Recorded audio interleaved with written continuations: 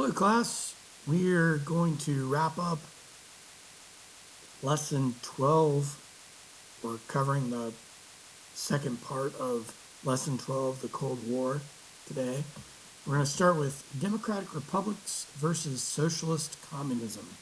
The Cold War was essentially the competition between two very different ways of organizing government, society, and the economy. The American-led Western nations had a belief in democracy, individual freedom, and a free market economy, capitalism, where the Soviets and their allies and satellite countries had a belief in a totalitarian state and socialism with a communistic economy where everyone shared the wealth or the goods produced.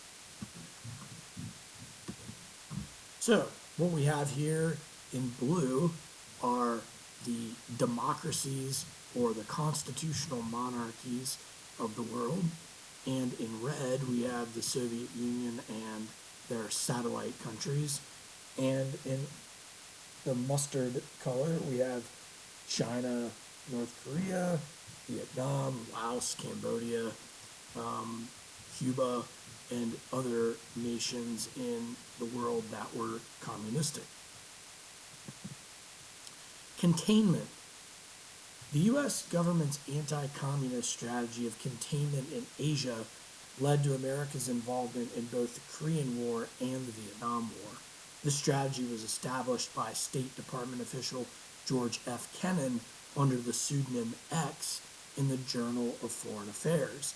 This will ultimately lead to the creation of the Truman Doctrine that, in essence, will mean that America will adopt a policy of the containment of communism, meaning that we would not try to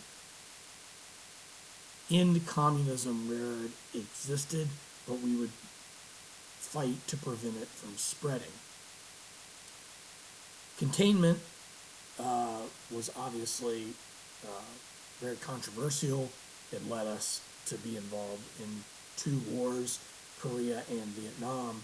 And Vietnam had some major implications, how, not that Korea didn't. I mean, we lost a lot of American lives in the Korean War, and the division over North and South Korea still exists today. But the Vietnam War demonstrated the power of public opinion in reversing foreign policy, because the end of the Vietnam War brought everybody's sort of nightmares to fruition, because following the fall of South Vietnam to North Vietnam, so will Laos and Cambodia fall to communism as well. So really you have to think about, containment. Really, it tested the democratic system to its limits as a result of the Vietnam War. It left scars on American society that have not yet been erased, as did the Vietnam War. And it made a lot of Americans skeptical of future military and diplomatic interventions globally, notably in the Middle East at the turn of the 21st century. Here we have a couple of images related to containment, a couple of political cartoons. On the left, we have this little Uncle Sam that's fearful that communism is going to spread throughout the world, whereas over on the right, we have the little Soviet bear, fearful that the democratic republics and capitalism will spread around the world. The threat of communism. The Cold War lasted from the end of World War II until the collapse of the Soviet Union in 1989, nearly 45 years. And we still, as I said before, have a number of Cold War leftovers in the 21st century that we'll discuss as we move into the end of the semester. The United States and the Soviet Union represented starkly different fundamental values. The United States represented democratic political institutions and generally a free market economic system with free global trade. The Soviet Union was a totalitarian government with a communist socialistic economic system. The Truman Doctrine, as we mentioned before, of containment of communism was a guiding principle of American foreign policy throughout the 45 years of the Cold War. The idea was not to roll communism back, but to keep it from spreading and to resist communist aggression in other countries, notably our involvement in the Korean and the Vietnam Wars. The North Atlantic Treaty Organization, NATO, was formed in 1949 as a defensive alliance among the United States and Western European countries to prevent a Soviet invasion of Western Europe. The Soviet and their allies in Eastern Europe, the satellite countries, formed what became known as the Warsaw Pact, and for nearly 50 years, both sides maintained large military forces facing each other in Europe and the ever-present threat of nuclear war. So here in the mustard color, we have the NATO countries, and here in the green to grayish color, we have the Warsaw countries. Whoa, my apologies.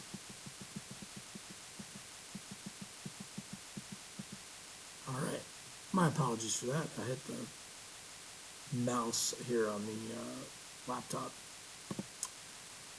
All right, let's continue with containment. The communist takeover in China, which we discussed briefly in the first part of the lesson, shortly after World War II, under the leadership of Mao Zedong, increased American fears of communist domination of most of the world. Rather than strong allies, however, the communist nations of China and the Soviet Union eventually became rivals for territory and diplomatic influence, a split which American foreign policy under President Richard Nixon and his Secretary of State Henry Kissinger will exploit in the 1970s, both in China and in the Soviet Union. We'll talk more about that as we move forward. Nixon's visit to China and Nixon's visit to the Soviet Union. After the Soviet Union matched the United States in nuclear weaponry in the 1950s, the threat of a nuclear war that would destroy both countries was ever present throughout the Cold War.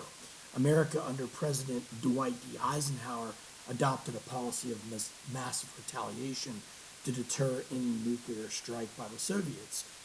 Eisenhower's plan for massive retaliation was that if the Soviets were to fire nuclear missiles on the United States, we would retaliate with our own nuclear strike.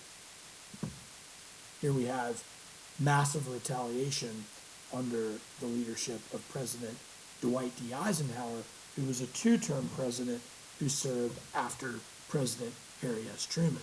We'll talk more about Eisenhower's presidency as we move forward in this lesson and into the course and into contemporary America. So let's talk a little bit about the Cold War at home. The impact of the Cold War on Americans at home obviously had a lot to do with the fear of communism and the fear of communism spreading, but also the ever-present threat of nuclear war affected American life throughout the Cold War.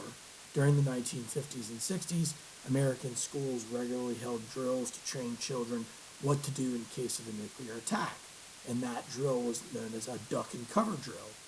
American citizens were also urged and encouraged by the government to build bomb shelters in their own basements, and we see examples of those here in Virginia. One city that comes to mind is Radford, Virginia. Outside of Radford in Dublin is a munitions factory. So throughout Radford and Pulaski County and Dublin, Virginia, there are bomb shelters in a lot of the basements of the homes in that area. The convictions of Alger Hiss, who received 5 years for perjury in the pumpkin paper scandal, and Julius and Ethel Rosenberg, who were convicted and executed for spying for the Soviet Union. That espionage was a hot-button issue, and fear that espionage and spying on Americans was spreading. Also, the construction of nuclear weapons by the Soviets using technical secrets that had been obtained through spying increased our domestic fears of communism. That all occurred through the Klaus Fuchs ring that the Rosenbergs were connected to.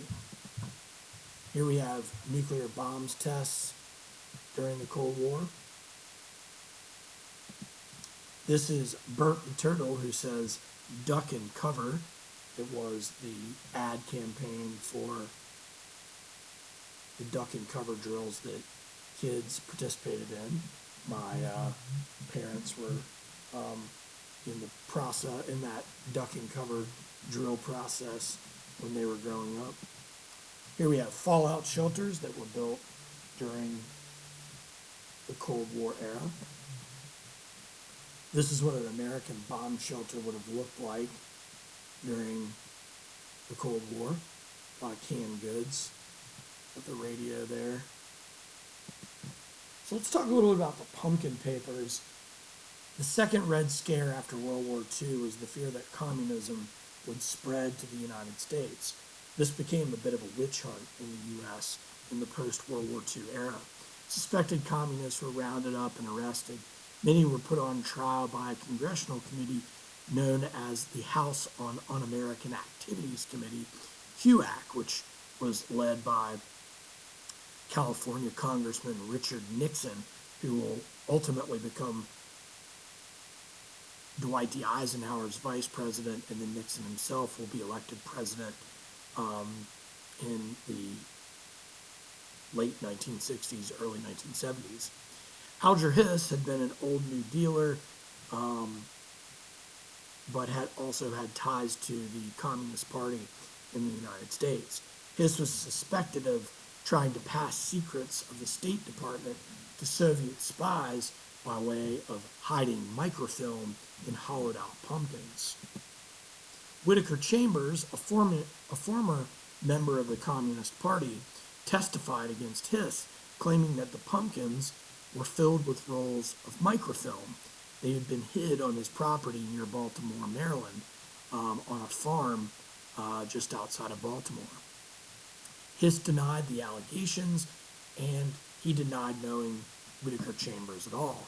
However, Whittaker Chambers was able to prove that he did in fact know Alger Hiss because Hiss had sold Whittaker Chambers a vehicle years before. Hiss was never convicted of the pumpkin papers. They couldn't stick that to him.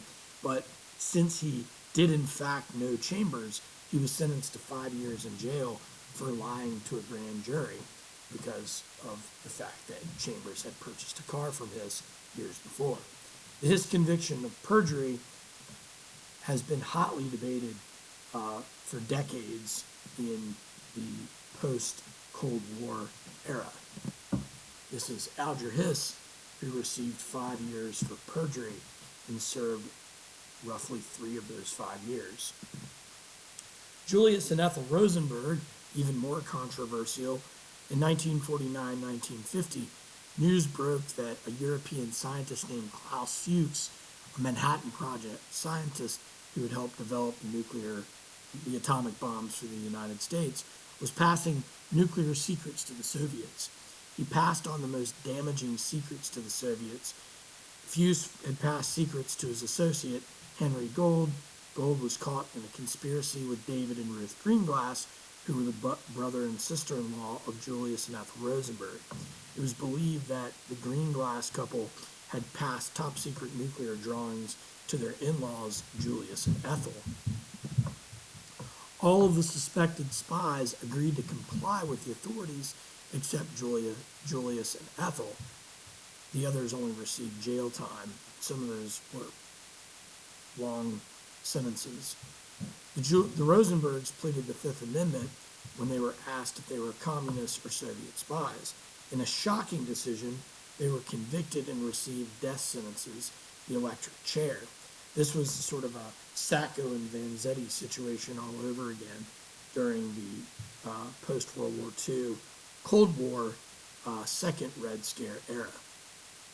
And again, a hotly debated trial and subsequent execution. Here are Ethel and Julius Rosenberg. McCarthyism and the American military buildup in Virginia. Senator Joseph McCarthy played on American fears of communism by recklessly accusing many American governmental officials and citizens of being communist based on flimsy or no evidence. This led to the coining of the term McCarthyism, or the making of false accusations based on rumor or guilt by association. In fact, McCarthy would later be censured um, in the Senate for his false accusations. McCarthy really messed up when he accused soldiers in the U.S. Army and Pentagon personnel of being suspected communists in 1954. He tried to claim that even George C. Marshall, five-star general, former Army Chief of Staff, and Secretary of State, who had served as Secretary of State under Truman, was a communist sympathizer.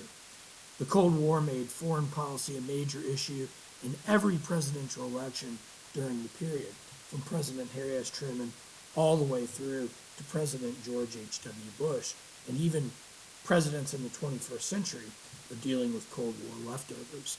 The heavy military expenditures throughout the Cold War benefited Virginia's economy proportionately more than any other state, especially in Hampton Roads, home to several large naval and air bases, and Northern Virginia, home to the Pentagon and numerous private companies that contract with the United States military. Here we have Joseph McCarthy and McCarthyism during the Cold War. Here we have the Norfolk Naval Shipyard and the Pentagon in Northern Virginia. All right, guys, that's it for the second part of the lesson on the Cold War, and that's it for Lesson 12, the Cold War. We'll continue on with Lesson 13 and hot zones of the Cold War next. Please let me know if you have any questions. Thank you very much. Take care.